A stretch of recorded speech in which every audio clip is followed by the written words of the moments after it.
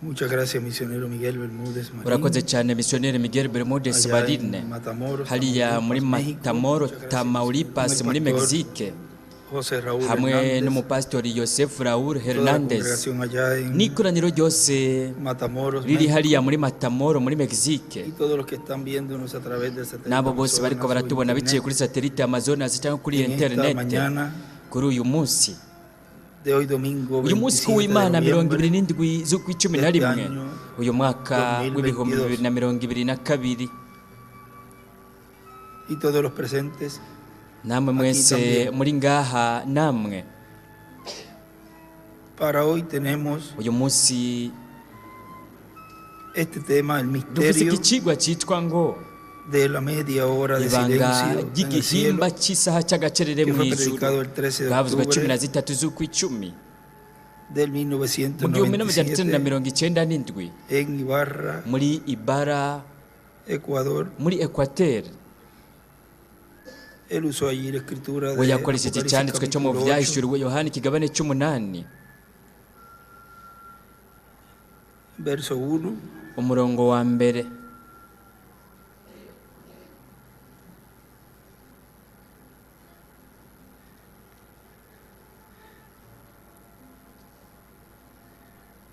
pero pasamos a ariko reka Apocalipsis capítulo 10, tujye mu byahishuriwe Yohana ikigabane cy'icumi verso 1 en adelante, umurongo wa donde mbere dice: ukabandanya hatubwira hati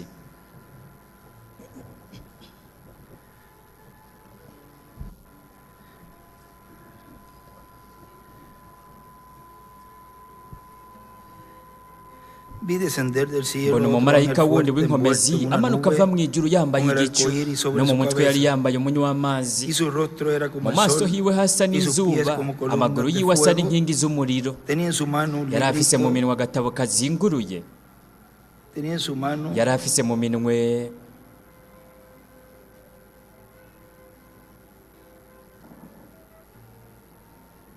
un librito y puso su pie agatabo derecho sobre el kazinguruye mar, ashinga ikirenge cy'iburyo ku kiyaga icy'ibumoso agishinga imusozi asemerera n'ijwi rirenga nk'uko intambwe yivuga asemereye imituragaro ndwi ituragara amajwi yayo y cuando los 7 kandi truenos imituragaro hubieron ndwi emitido sus imaze voces, kuvuga yo iba a escribir, nariko ngira nandike pero oí una voz del numva cielo ijwi que me rivuye mu ijuru decía: rimbarira sella las cosas que los 7 ritimatanisha truenos ishashara udomemo han ikimenyetso dicho, y no las ivy'imituragaro escribas. ndwi ivuze Y ntuvyandike el ángel que vi en pie sobre el umumarayika mar nabonye y ahagaze sobre ku la kiyaga tierra, n'imusozi levantó su mano al amanika cielo ukuboko kw'iburyo y juró por el que vive agutunga por mu los ijuru siglos de arahira los siglos, yibaho ibihe que creó el bitazoshira cielo y las cosas yaremye que ijuru están en él, n'ibirimwo n'isi y la n'ibirimwo tierra y las cosas que n'ikiyaga están en n'ibirimwo ella, y el mar y las cosas que están en él, que el tiempo ati no sería más. ntibigitevye Y él escribe allí aha yaranditse ko ngo de redención mu bucunguzi en la parte del tiempo. mu gice escribe de ahavuga ngo redención. igihe nta gihe kigisigaye ukundi yaranditse ko ngo igihe cy'ubucunguzi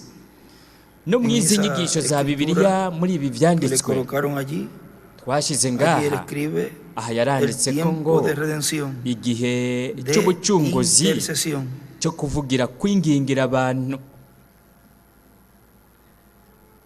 Sino que los días de la voz del séptimo ángel, ariko mu cuando minsi él y'ijwi comience a ry'umumarayika tocar la w'indwi trompeta, ahazobagira el avuze misterio de Dios se inzamba consumará, como él lo niho anunció a ibanga sus ry'Imana siervos, los rizoba profetas. riherahejwe nk'uko yabariye abasabyi bayo ubutumwa bwiza nibo bavugishwa nayo ryajwi numvise rivuye mu ijuru nongera kuryumva rimbarira riti genda wabira igitabo kizinguruye kiri mu kuboko k'umumarayika ahagaze ku kiyaga n'imusozi ndaho uwo mumarayika ari ndamubwira kuma ako gatabo arambarira ate nda ugatsonsomere karakururira mu nda ariko mu kanwa karagusosera nk'ubuki Entonces tomé el librito de la nabira mano ku del gatabo ángel ngakura y mu lo kuboko comí. k'umumarayika ndagatsonsomera Y él escribe el cetro, yagiye yandika ko ngo es igual la palabra, agakoni bingana raya el título de propiedad. ijambo agakwego igitabo gihesha uburenganzira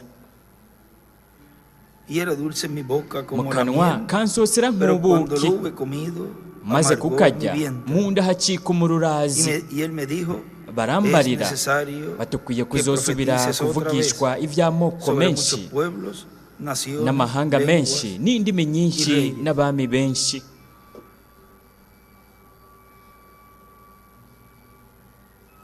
Pueden tomar asiento, por favor. ndabinginze murashobora gufata ibyicaro byanyu.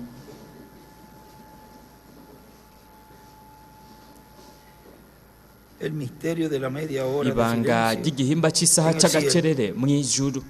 En el mensaje, la Mu iglesia del butumwa Señor bwiswe ngo Jesucristo ishengero ry'umwami activa, Yesu Kristo ririko rirakora, predicado el 22 bwavuzwe de 22 z'ukwa del 2014 gatandatu mu 2014 en Florida, Chile, nos muri dice el Florida hermano muri William Chile. Soto Mwenda Santiago. William Soto Santiago aratubwira ati Buenas noticias trae el ángel amakuru meza o arcángel Gabriel, arayazana umumarayika cyangwa Lo umumarayika encontramos a mukuru través de la Gaburiyeli. Escritura, Turabibona biciye mu llevando a byanditswe, cabo una labor turamubona muy, pero ariko que muy arakora igikorwa importante. ngirakamaro kandi ngirakamaro El reverendo William cyane. Branham dice, Revera William Branham Cuando vemos a aravuga Gabriel, ati iyo tubonye algo Gaburiyeli grande está ikintu por suceder. gihambaye cyane kiba kigira kibe. Dice Gabriel Aravuga anunció ati la primera venida de Gaburiyeli Cristo yaratangaje ukuza kwa mbere kwa Y Kristo anunciará kandi la azonatangaza segunda venida de ukuza Cristo. kwa kabiri kwa Kristo. Y en este estudio bíblico, Kandi muri izi nyigisho za Bibiliya ahí escribió aha citando yaranditse el ko libro de ariko citas aravuga ibiri mu gitabo cy'imirongo del párrafo ku gace 282, k'amajana 282 que es esa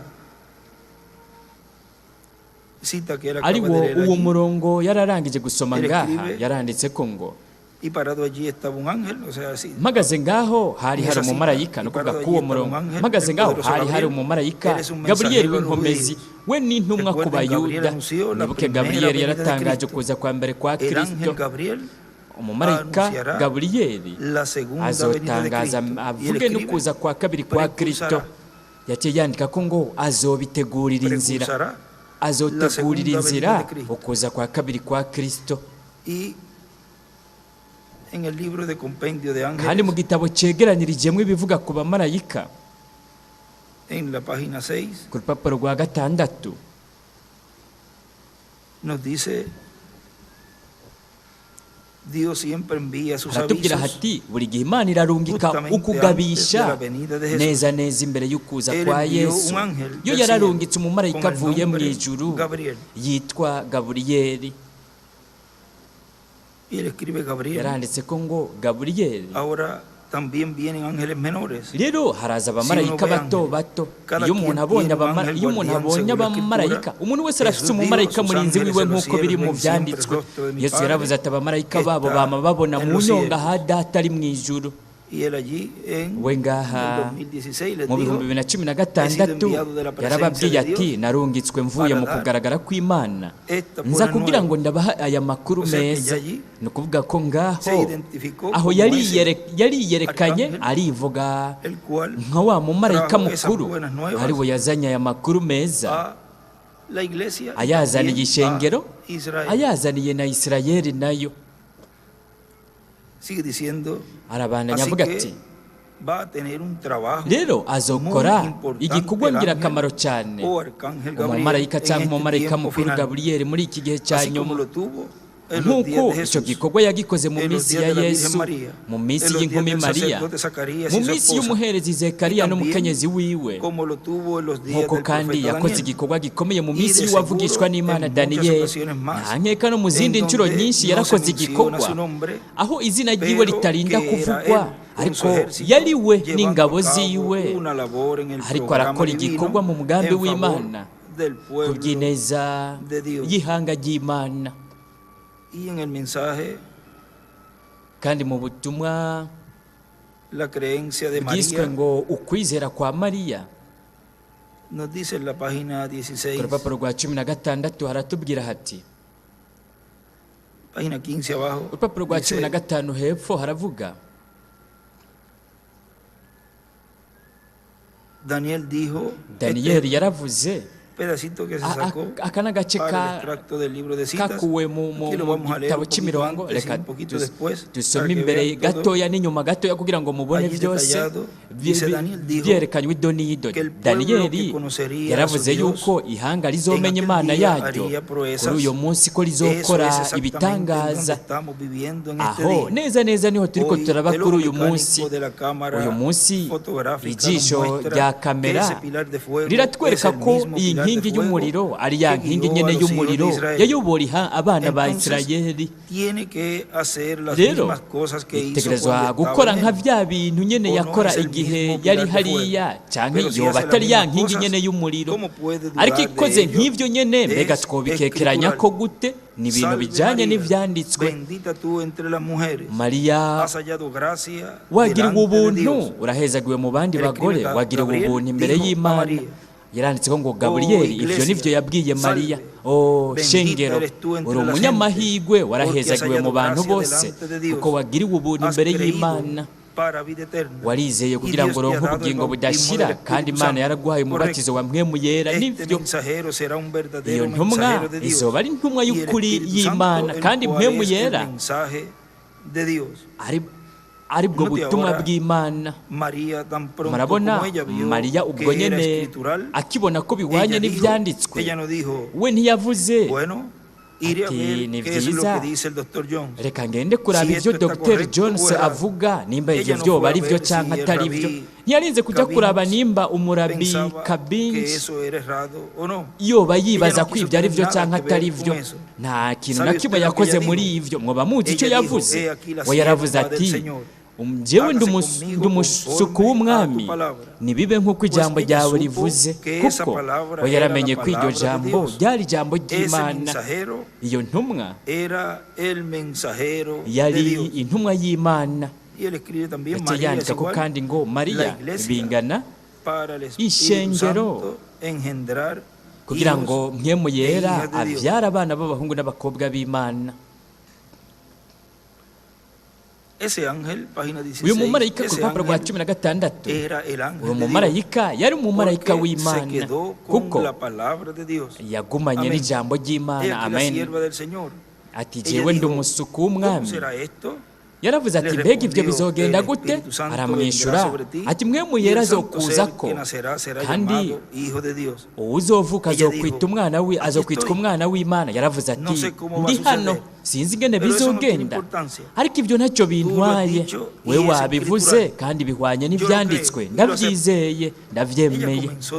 We yaciye ubwo nyene gutangura gushemagiza Imana, imbere y'uko atangura no kwiyumvamwo ubuzima, imbere y'uko atangura kumva ikimenyetso na kimwe. Nta kindi kimenyetso yari agikeneye, yari yamaze kuronka ijambo ryayo, kandi ivyo arivyo vyari bihagije. Amen. Ibi biramnezereye.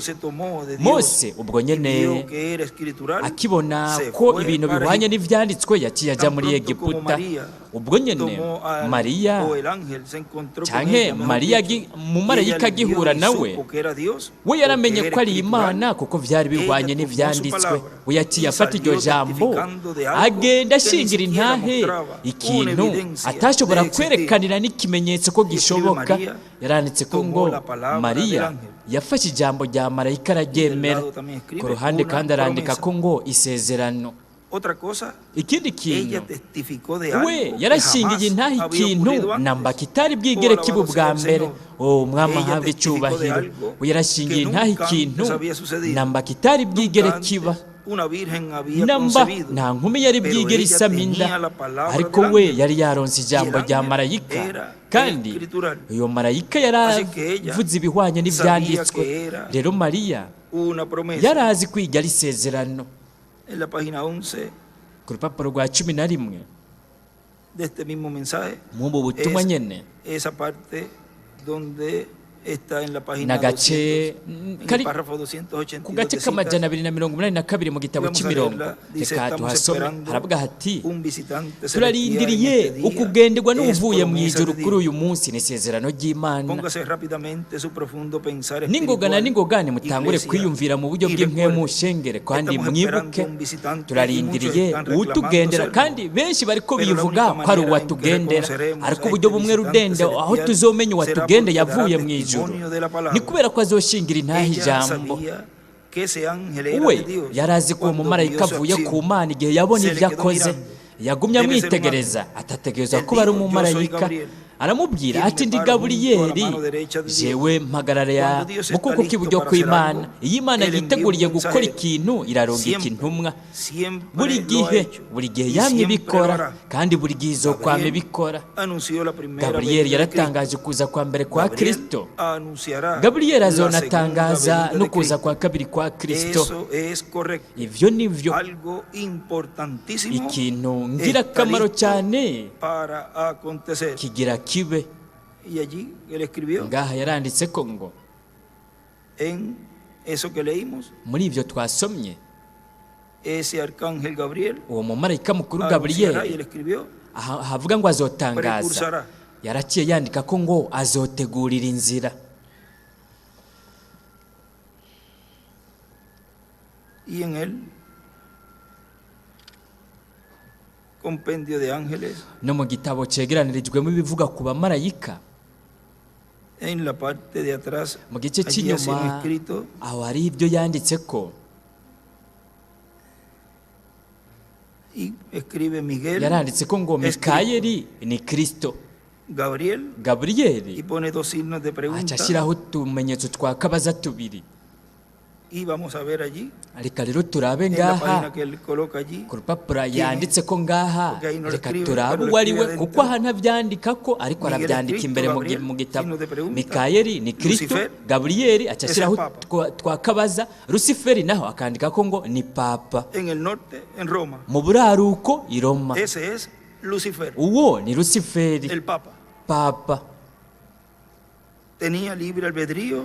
yari Lucero. afise amahitamwo. Y escribe luteranos, Rusiferi wesleyanos y arandika pentecostales. ngo aba Wesleya, aba Luteri, aba Ese Pentekoste. es en donde el anticristo aho niho Antikristo será carne. azokwambarira umubiri.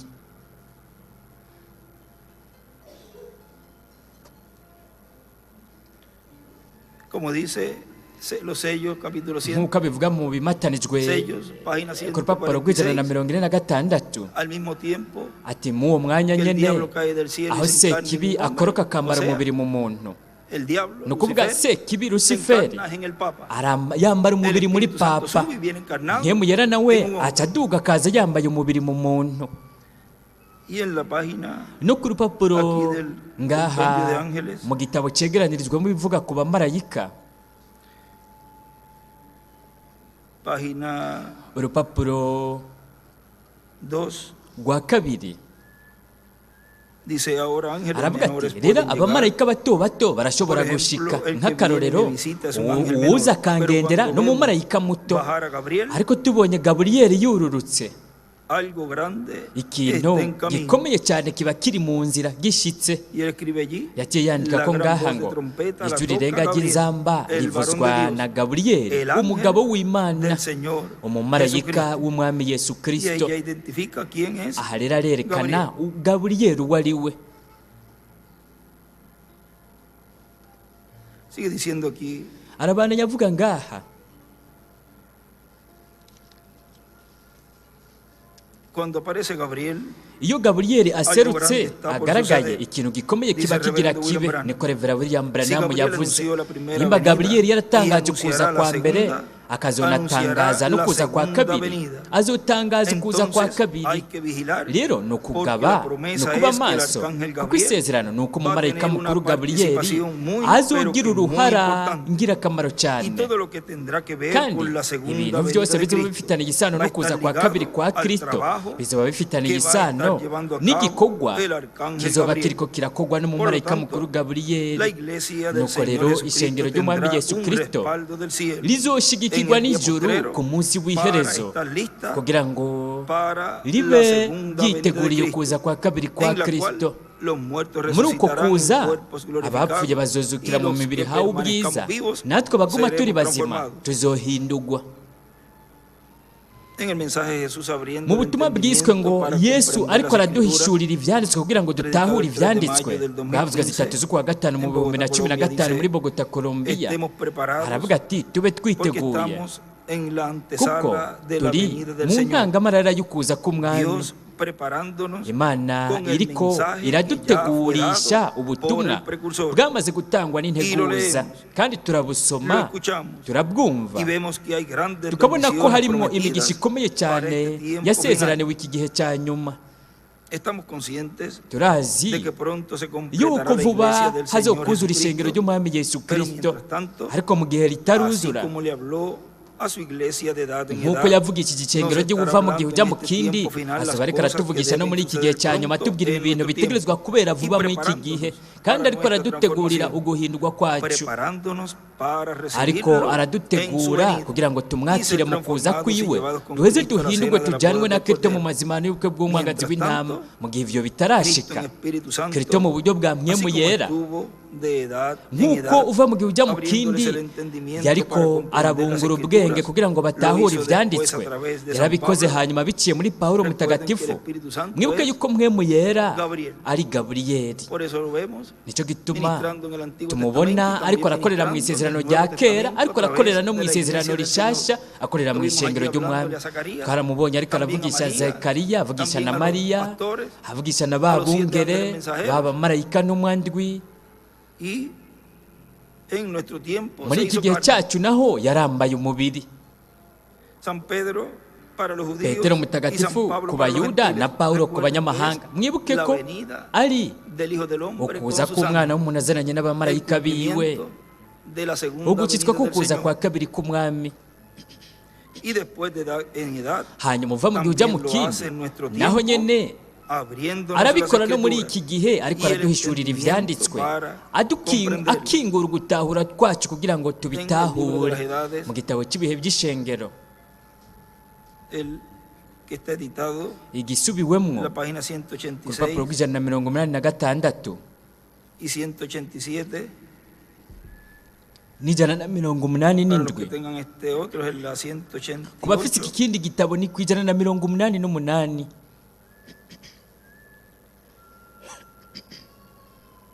y 189. n'ijana na mirongo umunani n'icyenda Dice, el primer hijo, Adán, aravuga ati umwana wa mbere adamu yari ijambo urubuto Le fue dado rivuzwe una esposa n'imana para reproducirse. yarahawe umugore kugira ngo para arondoke eso le fue dada la icyo esposa, nicyo gituma para yahawe reproducirse, umugore kugira ngo para agwire producir otro hijo kugira de ngo Dios. avyara abandi Pero bana ella b'imana cayó. ariko uwo mugore Ella yaraguye cayó por medio de cruzamiento, we yaguye por biciye mu causa de kwivanga ella, él murió. biciye El segundo muri we hijo, yarapfuye umwana wa kabiri yesu También una palabra simiente nawe nyene hablada ryari de Dios. ijambo urubuto Fue ruvuzwe dada una n'imana novia, yarahawe así como umugeni fue Adán. nk'uko byagenze Pero kuri antes de adamu que él se pudiera ariko imbere casar y'uko con we ella, yubakana n'uwo ella mugeni había caído uwo también. mugeni nawe nyene yari Ella, yamaze kugwa como la esposa de Adán, we nk'uko byagenze ku mugore wa adamu uwo mugeni yarashyizwe imbere y'ikigeragezo kugira ngo biboneke ko yari kwizera ijambo ry'imana akagira ubuzima cyangwa akarikekeranya ko agapfa uwo mugeni rero yarakekeranije yararetse ijambo arapfa gaciye yandika ko ngo urukundo rwawe rwa mbere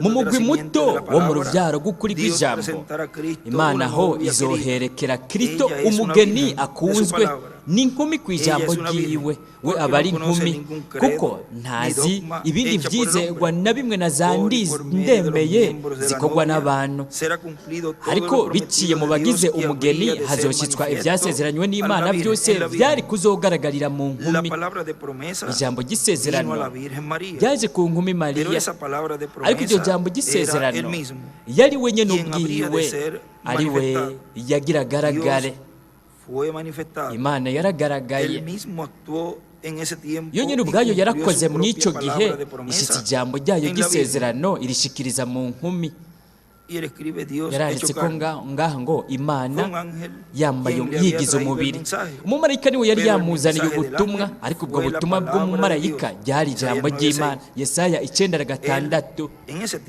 we mu icyo gihe iyo mu icyo gihe yarashikije ibyari byanditswe kuri we kuko we yaremeye ijambo ryiwe abagize umugeni inkumi bazomukunda kandi bazogira ububasha kuko we n'umutwe wabo kandi ububasha bwose n'ubwiwe ubu baramuyoboka nk'uko ibihimba by'umubiri wacu nabyo biyoboka umutwe wacu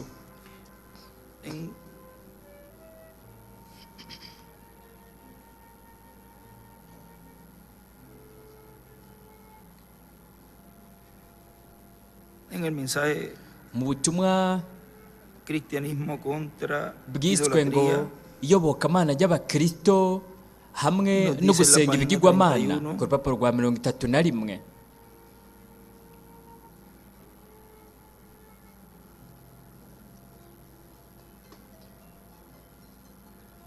nosotros somos hechos Twebwe partícipes de su santidad. twebwe twarashyizwe mu kwera Nosotros kwiwe, en su imagen, twebwe mu ishusho nosotros yiwe, somos imágenes vivientes twebwe de turi un Dios ishusho vivo. nzima Y y'Imana así nzima. somos muertos a nosotros mismos Rero y twarapfuye resucitados kuri con él. twebwe tuzukana Ahora, nawe. escucha bien esto. Nimwumvirize neza Es ibi, su palabra hecha carne ni ijambo ryiwe nuevamente ryambaye en umubiri nosotros. bundi bushasha muri twebwe. Oh, hermano Neville, Oh mwene mire data esto. Neville, raba ibi ¿Qué es? bintu, mbega ni No es iki? un Dios místico, Si imana imaginario, y'imigani sentado allá yo lejos, kwibaza pero es el yicaye Dios hariya viviente. kure cyane, ahubwo ni ¿Y qué es imana el nzima. Dios viviente? Mbega none imana Es nzima la ni iki? palabra en usted, Ni ijambo muri haciéndose wewe real. ririko riraba ukuri. Oh, Dios, seguramente Oh, creen que soy mana. un fanático. Mu by'ukuri ndizeye quizás lo ko soy, ndi umufana pero hermano, canke noba ndi we, ariko puede bene ver, data murashobora kubibona, Triunfando sobre toda denominación, kunesha idini triunfando sobre ryose, todo paganismo. kunesha ibya Un gipagani Dios vivo byose, hecho manifiesto imana nzima en un templo viviente. igaragariye mu ngoro Y la nzima. palabra de Dios, lo cual es Dios, Ijambo ry'Imana es hecha ariyo carne en mana usted. rirambara umubiri muri dice wewe. la palabra Aravuga haciéndose ati carne ijambo en ririko usted. rirambara umubiri muri wewe, Dibuja muri una mwebwe. piedra angular y Acacapura las ibuye edades. rikomeza imfuruka n'ibihe by'ishengero. Y acá escribe la palabra Ngaha hecha naho carne. arandika ko ngo ijambo ribaye umubiri. ¿Por qué? Kubera iki? Porque está sentado en lugares Kuko celestiales, triunfando sobre todas las yicaye mu cosas bibanza en Cristo by'ahantu Jesús. mu ijuru. Amén, cuánto lo amo. Amen. Tengo que Mbega brincar ukuntu algunas cosas y ndamukunda, continuar. ntegerezwa gusimba ibintu escuchen bien. bimwe hama El nkabandanya. más Nimwumvirize pequeño neza, de sus creyentes, umuto no cyane wo mu importa bizera por cuánto biwe tiempo haya creído, ntacyo bitwaye ni igihe cuán yoba amaze pequeño yizeye o lo que sea cyangwa uko usted, yoba ari muto cyangwa el uko woba más uri pequeño kose. de sus creyentes, Umuto estando en cyane él, wo mu tiene bamwizera toda ari maldad muri we, debajo de sus pies. ibibi ¿Lo puede byose ver? biba biri munsi y'ibirenge vyiwe. Murashobora Cristo es kubibona. la cabeza del Nimurabe, cuerpo. Kristo ni umutwe Correcto. w'umubiri. Donde se Nivyo. encuentra la cabeza, Mbega umutwe también uba está he? el cuerpo. Aho umutwe uri Gloria. niho haba hari A donde n'umubiri. vaya mi cabeza, Icyubahiro también aho umutwe lleva mi wanje cuerpo con ugiye n'umubiri Dibuja wanje pirámide la uja edad. ngaho nyine acacapura piramide n'ibihe by'ishengero. Y también escribe donde Kandi esté, arandika ko ngo o vaya la cabeza, allí ahari también el cyangwa cuerpo. aho umutwe ugiye niho n'umutumba nawo uja. Y donde esté Jesús, Kandi aho Yesu la ari, iglesia también está con ishengero él. naryo nyine riba riri kumwe Amen. nawe. Amen. Y él no se sale de Kandi su we palabra. ntava mu ijambo Él se mantiene en ryiwe, su palabra we y la aguma mu cuida para ijambo hacerla ryiwe manifiesta. akarikingira Su kugira ngo iglesia arigaragaze ishengero ryiwe riri Y kumwe fíjense en nawe. esto. Nimwitegereze ibi, Usted dice, we wovuga "Hermano Branham, kimwe yo ndata soy el más Branham, pequeño." jewe ndi muto Eso cyane, serían las plantas de sus pies. Pero recuerde, vyoba ari él ya ha ibirenge. triunfado con usted. Ariko mwibuke yaranesheje Sobre ari todo, kumwe y nawe, aún tú, anesha que byose. te sientes ser la Nawe planta de sus nyene pies. wumva umengura Y ahora toda ibirenge. enfermedad, todo diablo, Ubu indwara todo yose poder y aún se la kibi muerte wese misma ubushobozi está debajo de n'urupfu tus pies. ubwabwo Debajo de ti. ruri munsi y'ibirenge vyawe, Gloria. munsi yawe. Yo en esta mañana no Icyubahiro siento que tenga jewe uyu 52 munsi sinumva yuko mfite Esta es la imyaka verdad. 52. Si solamente Ivyo no pudiese kuri. conseguir Yaba nari que nshoboye esta hamwe iglesia nshoboye vea esto, kubona gusa kw'iri entonces, shengero hermano, ribonye ibi bintu, seremos una rero iglesia bene data triunfante. twoca tuba ishengero La maldad rinesha. estaría por debajo de todos los Ibibi creyentes. vyoba munsi y'abizera bose. Y él Icyubahiro escribe ver, atayandika ko ngo entender. kubona, gutahura. Escuche esto. Nimwumvirize ibi, Usted dice, hermano Branham, wewe wovuga uti mwenda yo no tengo Branham, poder. je nta bubasha Pues yo mfise, tampoco. na jewe ntabwo mfise. Yo no tengo poder. Uti je sifise Hermano Branham, ububasha. yo soy muy débil. Mwene data Branham, je ndi umuntu Yo agoyagoya, na jewe nanje Pero la bimeze cosa uko. está en que yo no estoy Ariko dependiendo de mis uko ibintu fuerzas. bimeze nuko No nishimikije son las ingufu fuerzas zanje, mías. si ingufu Yo más bien zanje, estoy ahubwo dependiendo jewe de mi autoridad. nishimikije La ububasha autoridad que bwanje, me fue dado. ububasha No nahawe. soy yo el fuerte. Jewe Él si es el jewe fuerte. nkomeye niwe akomeye, Y yo niwe soy ahambaye. como este Kandi ejemplo, jewe ni digamos, nk'aka karorero twovuga, Que el tráfico va urugendo cruzando por la esquina de la calle Cuarta. umuntu y la calle arakata Broadway, mu ikorosi aquí en ry'ibarabara Louisville, rya kane aha muri Louisville, y están pasando rápido, akarengana como n'ingoga a na 100 n'ingoga kilómetros por hora. agenda nk'ibirometero ijana ku Tanta gente isaha. corriendo N'abantu y benshi haciendo su bariko compra. bariruka bagura Pero ibintu un hombre mu pequeño tuguriro, sale a la calle, ariko umuntu mutoya agasohoka alza la mu mano, ibarabara agakiriza ukuboko escribe policía, aca yandika ko y ngo con eso se umupolisi, aplican los frenos. hama bagaca Ese bafata hombre no amafire. tiene suficiente Uwo fuerza muntu para parar nta un solo nguvu carro, yoba afise zo guhagarika pero imodoka, es que tiene la ariko autoridad. ni kubera ko aba afise ububasha, ubushobozi, No es su icyubahiro, si ububasha bwiwe. Si uno de esos carros lo arrolla, Imwe yo mwizo lo hace modoka imugonze Pero con yomuca solo alzar la utuvunjivunja, ariko akirije ukuboko ¿Por qué? gusa. Kubera iki? es que los choferes de Ni los kubera carros ko abatembereza reconocen amamodoka el uniforme. bazi iyo uniforme, uwo mwambaro wiwe. Ellos reconocen Bene el data uniforme bo y barazi aplican los frenos. uniforme yiwe kandi ¿Por qué? baraheza bagafata amafire. Miran su Kubera autoridad iki? y Baraba ven ububasha lo que bwiwe, lo respalda. bakabona El sistema ikimushigikiye. completo de la ciudad lo respalda. Igisagara Toda cyose la kiba fuerza de la ley lo kimushigikiye, respalda. inguvu zose Eso z'amategeko es lo que ziramushigikiye. representa ese uniforme. Icyo nicyo iyo uniforme Él es yiwe distinto. yerekana. Sí, We señor. n'umuntu atandukanye, Porque ego me él es mugenzi, un oficial. kuko we ni Y los umu-ofisiye. carros se paran. Imodoka Un zica solo carro zihagarara. podría pasar por encima y Imodoka hacerlo imwe pedazos. yoshobora kumucako Pero les conviene ikamuhindura no utuvunjivunji, intentarlo. ariko Porque ntikwiye mire kunabigerageza, lo que lo respalda. kuko Aplican iraraba los frenos ikimushigikiye. y los cauchos Barafata chillan. amafire, Él no tiene que decir ni una sola we palabra. ntategerezwa kurinda kuvuga Solo n'ijambo con na alzar rimwe. el brazo, Akirije eso ukuboko detiene gusa, todo. ivyo bihagarika Correcto. ibintu vyose. Su Nivyo autoridad procede de la ububasha fuerza de la bwiwe ley. buva mu ngufu Y la ley z'amategeko, completa lo respalda. kandi amategeko yose Él aramushigikira. mismo es débil. Wewe ni Pero umuntu lo agoyagoya, respalda. none niki Eso es la kimushigikira? Y Nico su nyene. vestidura, Kandi umwambaro él wiwe, está todo vestido en su uniforme. we aba yambaye Escribe la uniforme, vestidura. atayandika ko ngo Y así es con umwambaro. esto. Uko niko bimeze No no el kuri ídolo, ibi bintu. sino cómo debe estar vestido el individuo.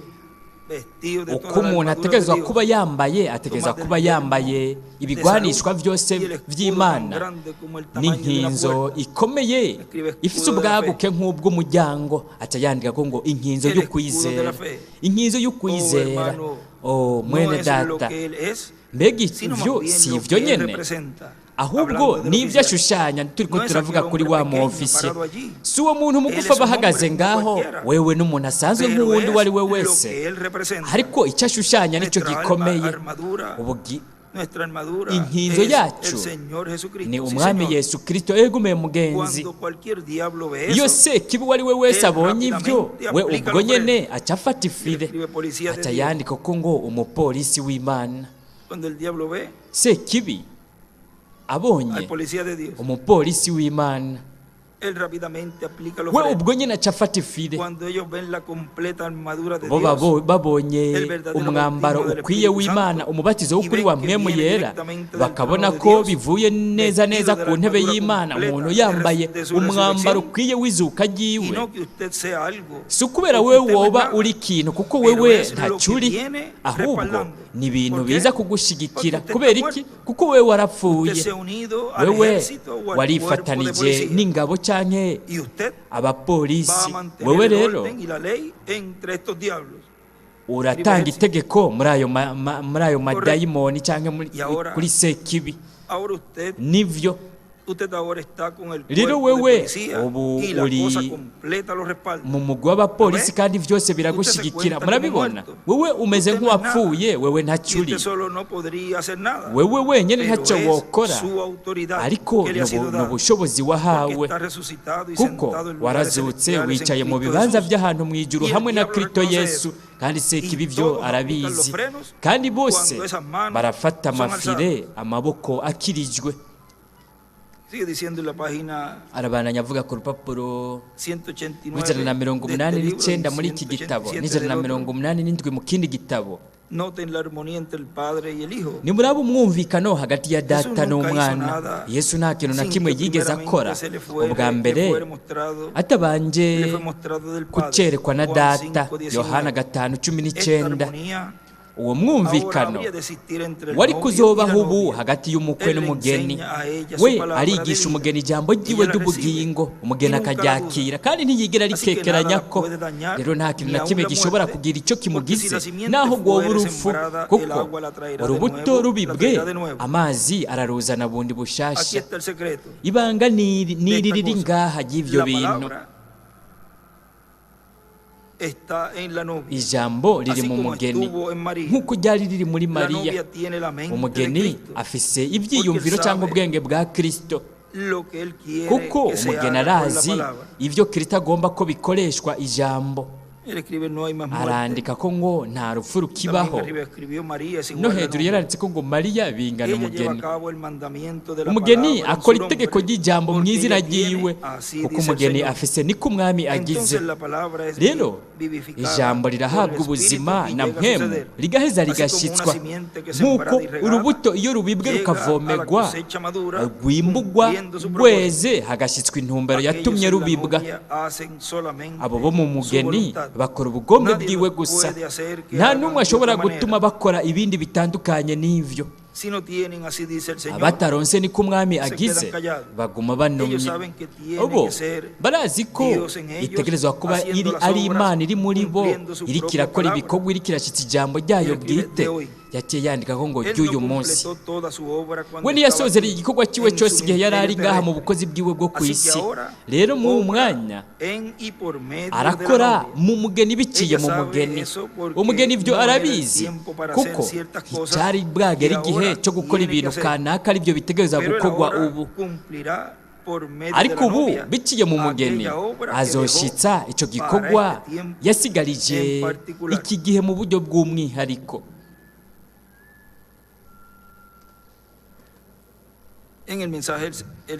Mu butumwa bwiswe ngo umwami Yesu Kristo ariko arugurura amarembo,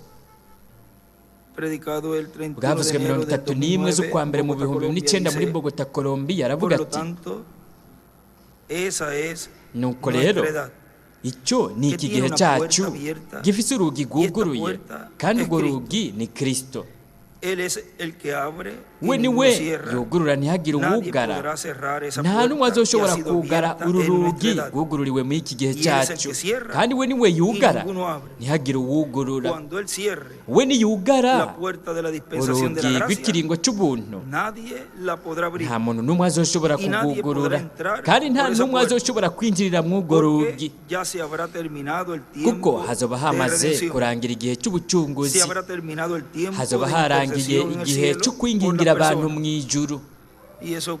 Kandi ivyo byabaye mu mpera y'ibihumbi 2018 mu ntango y'ibihumbi 2019 mu kwa mbere.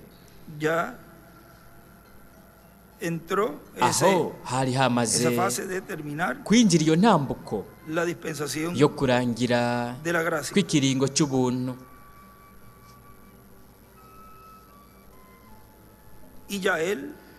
Kandi aho we azoba ari nk'intare yo mu muryango wa Yuda, nk'umwami w'abami n'uganza baganza mu gikorwa cyo kwisubiza ibyiwe mu gihe cy'ibuye rikomeza imfuruka.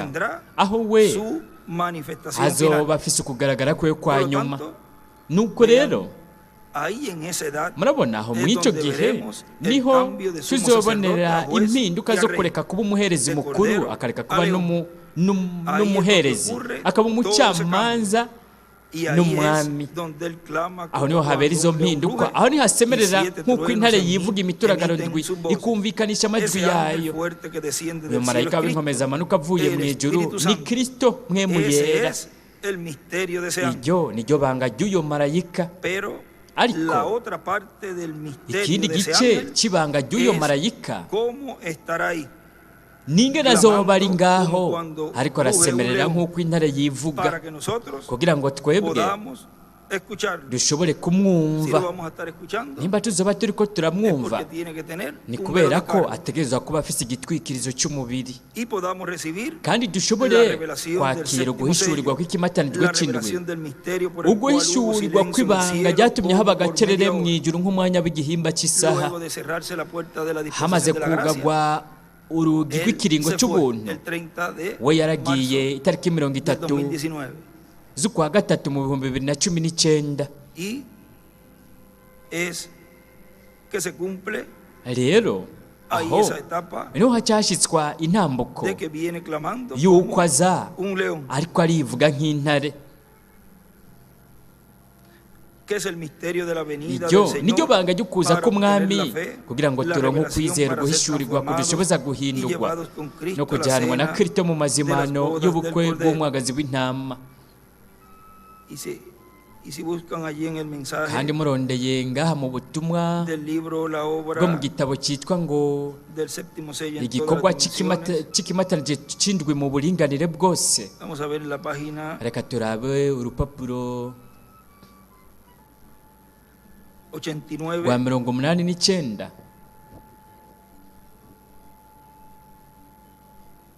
donde él nos dice en el mensaje aho we siendo bendecidos atubwira con el mu butumwa bwitwa ngo cumplimiento turiko turahabwa umugisha no gushyitswa kw'igihimba cy'isaha y'agacerere mu ijuru. predicado el 11 de bwavuzwe octubre 11 z'ukw'icumi mu bihumbi 2009 en Santiago, Chile, muri dice, Santiago yo muri Chile. todavía aravuga ati ese silencio en el cielo, kugeza n'ubu ako gacerere no mu ha ijuru ntikaraba pero va a ocurrir. ariko kazoba.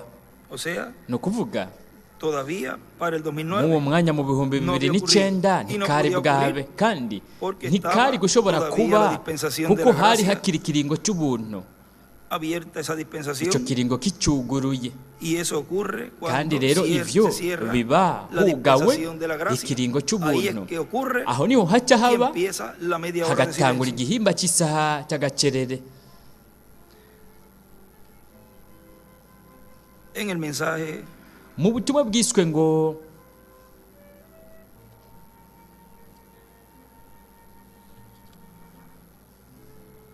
Cristo es revelado en su propia palabra, Kristo ahishuriwe mu ijambo ryiwe bwite.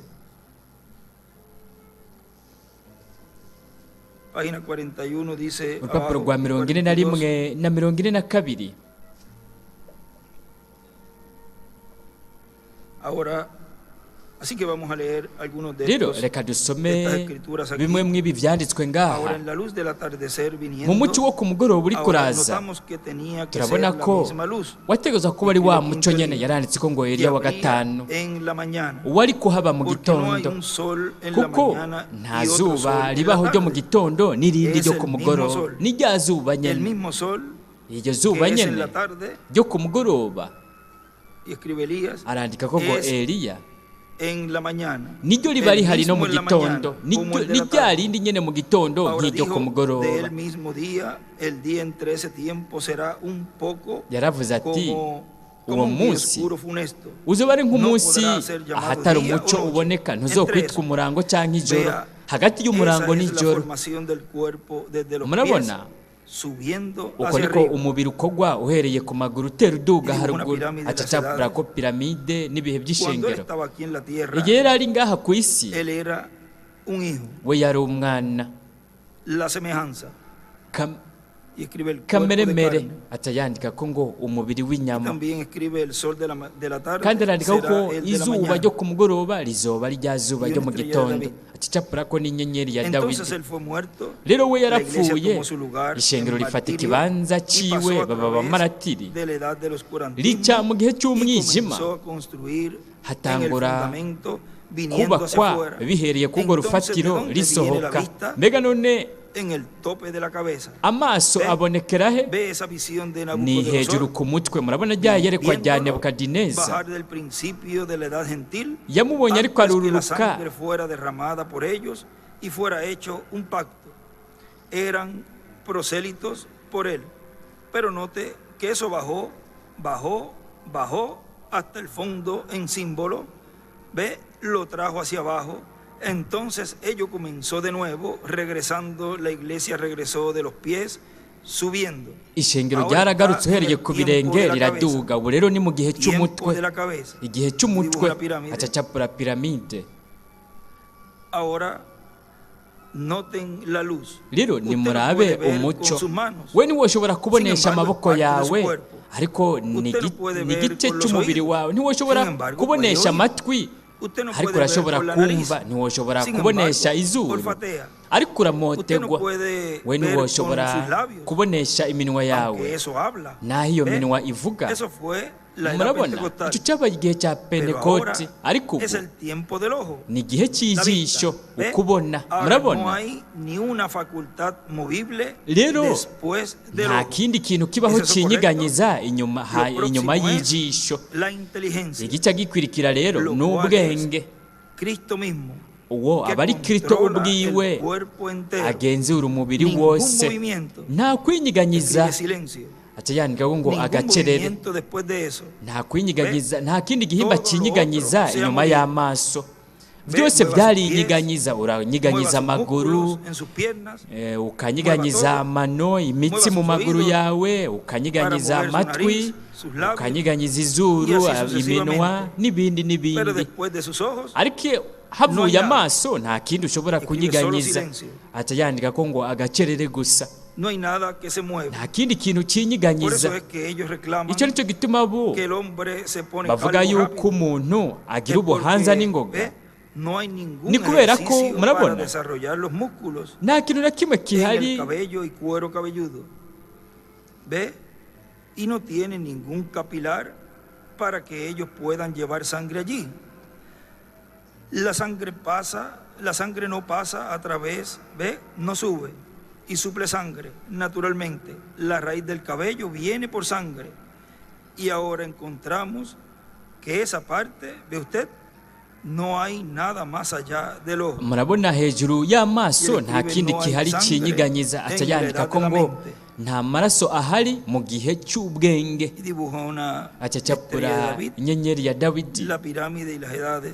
na piramide n'ibihe by'ishengero Ahora veamos, habrá luz como el rero mediodía turabe hazoba en umuco el tiempo de la tarde mu gihe cyo ku para que sea mugoroba enviada la luz, kugira ngo para que harungikwe usted pueda umuco ver kugira ngo dónde mwebwe mushobore usted kubona está, aho muri para que usted pueda kugira mover, ngo mushobore kugenda se pueda mover. kugira ngo Eso umuntu es ashobore correcto. kugendagenda Ver nibyo dónde usted está. kubona aho Habrá wewe luz uri hazobaho como en el umuco tiempo de la tarde. nk'uwo mu gihe cyo ku Y dibuja la mugoroba piedra angular y las edades. aca acapura ibuye rikomeza imfuruka n'ibihe by'ishengero Sigue diciendo en el mensaje que arabandanya estoy avuga mu leyendo del butumwa Señor ndiko Jesucristo ndasoma abriendo bwitwa ngo puertas. umwami yesu kristo ariko arugurura inzugi Sin la revelación que trae Cristo, ataguhishurirwa uko en kristo Apocalipsis azana mu capítulo 10, vyahishuriwe hano ikigabane c'icumi clamando como cuando ariko ruge un arasemerera león, nk'uko intare yivuga no habrá transformación ntihazobaho guhindurwa y rapto.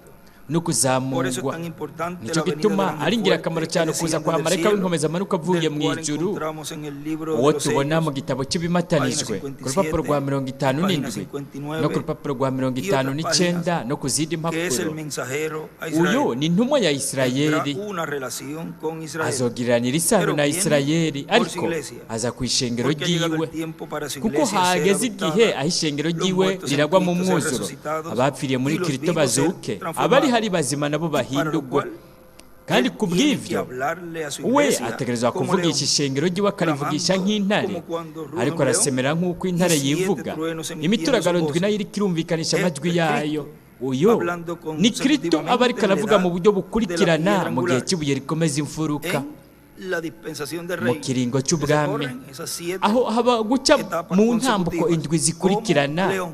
ari nk'intare Y por lo tanto, nuko rero tendrá un mensajero, azoba afise un velo de intumwa carne, igitwikirizo a través cy'umubiri del cual hable en forma uwo avugiramwo consecutiva. akavuga mu buryo No bukurikirana habló en forma consecutiva yaratubwiye Antes ntiyavuze mu buryo bukurikirana de terminarse la imbere dispensación y'uko de la gracia. harangira ikiringo Tiene cy'ubuntu que ser después. bitegeza kuba inyuma ¿Y yaho cómo estaría hablando en forma consecutiva? A Kandi kubera través de un velo de carne. yari kuzoba ariko aravuga mu buryo bukurikirana A través del cual habla biciye en forma mu mubiri consecutiva. w'umuntu aho nihavugira Y por mu lo buryo tanto, bukurikirana En esa etapa de la rero muri iyo iglesia ntambuko se y'ishengero estará pasando por diferentes hazoba hariko etapas haraba en uguca mu forma ntambuko zitandukanye consecutiva. mu buryo bukurikirana Los judíos, abayuda cuando lo vean nibamubona en el cumplimiento de la mu visión de la gusitswa carpa, kw'iyerekwa ry'ihema ellos van a decir, bo bazovuga "Este bati es el que nosotros estamos uyu niwe esperando". twebwe twari Pero él turindiriye viene por su iglesia ariko wajya ku bw'ishengero para la ryiwe resurrección de los muertos kugira ngo en habe izuka Cristo ry'abapfiriye muri y la kristo transformación de hamwe los no vivos. guhindurwa ko bari hari Pero bazima ellos ariko lo van a reconocer.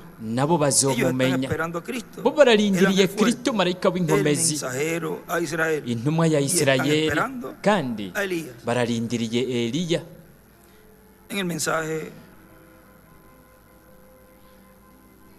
la bestia y la imagen de mu la bestia, butumwa bwiswe ngo predicado el 5 de igikoko julio del n'igishushanyo 2014 cy'igikoko en bwavuzwe Cali, ku wa Colombia. gatandatu mu 2014 muri Colombia. Estemos preparados, Aravuga ati nuko rero tube porque twiteguye pronto se va a kuko cumplir la visión vuba de la cyane carpa. hagiye gushyitswa iyerekwa ry'ihema, kandi muri iryo yerekwa ugukorwa kwa gatatu kuzoshyitswa, aho tuzohererwa ukwizera kudusubiza guhindurwa no kujyanwa na Kristo mu mazimano y'ubukwe bw'umwagazi w'intama, aho Kristo azotuvugisha ari nk'intare yo mu muryango wa Yuda, nk'umwami w'abami n'uganza abaganza mu gikorwa cyo kwisubiza ibyiwe. Tube twiteguye. No mu butumwa bwiswe ngo ikimenyetso kiranga ibihe bwavuzwe 18 z'ukw'icumi mu 2015 buvugirwa muri Cayeye, Puerto Rico. Kandi nababwiye kugira ngo ntidutegerezwe kwandika, sinza kubabwira ibintu byinshi ku bijyanye n'ibyo, ibyo nzotegereza kubabwira hanyuma. N'imiburiburi muri acashyiraho utuburungu dutatu mu gushyitswa kw'iyerekwa ry'ihema, aho tuzomenya ibintu tunyotewe cyane kumenya, aribyo bizoduha ukwizera kudushoboza guhindurwa no kujyanwa na Kristo mu mazimano y'ubukwe bw'umwagazi w'intama. Marayika w'inkomeza amanuka avuye mu ijuru wo mu Byahishuriwe Yohana 10, ariko arasemerera nk'uko intare yivuga, ari Kristo, intare yo mu muryango wa Yuda. Azotuvugisha, azotubarira ibiri mu kimatanijwe cy'indwi, azoduhishurira ikimatanijwe cy'indwi. Uguhishurwa kuri mu mituragaro yo mu Byahishuriwe Yohana 10 no guhishurwa kukuza k'umwana w'umuntu, ukuza k'umwami, kugira ngo aduhe ukwizera kudushoboza guhindurwa no kujyanwa na Kristo mu mazimano y'ubukwe bw'umwagazi w'intama. Ibyo byose bizohishurirwa mu gushyitswa kw'iyerekwa ry'ihema, iyerekwa Rev. William Branham yaronse. Rero turasenga kugira ngo vuba hashyitswe iyerekwa ry'ihema, gutyo rero Imana itwereke, iduhishurire, twugururire ikimatanijwe cy'indwi, kandi ukwizera kwacu kuduge ku rugero rwo hejuru cyane rushoboka, aho tuzoronkera ukwizera kudushoboza guhindurwa no kujyanwa na Kristo mu mazimano y'ubukwe bw'umwagazi w'intama.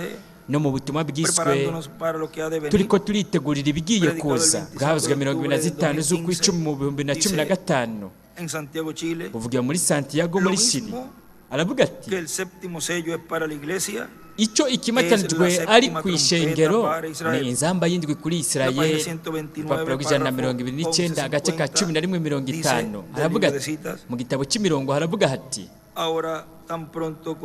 rero vuba cyane kuri iri shengero ibanga ry'ikimatanijwe cy'indwi rimaze kumenyekana, ubwo nyine Abayuda nabo baca bahamagagwa n'ibanga ry'inzamba y'indwi, aribo arabavugishwa n'Imana babiri, Eliya na Mose. Rero abo baragaruka, aho rero niho abapentekoti bose bazazanirirwa. Mu by'ukuri baba biteze ko hari ikintu kigira kibe, ariko ishengero rikaba ryagiye. Ibyo rero biba ku Bayuda. Reka dusome ngaho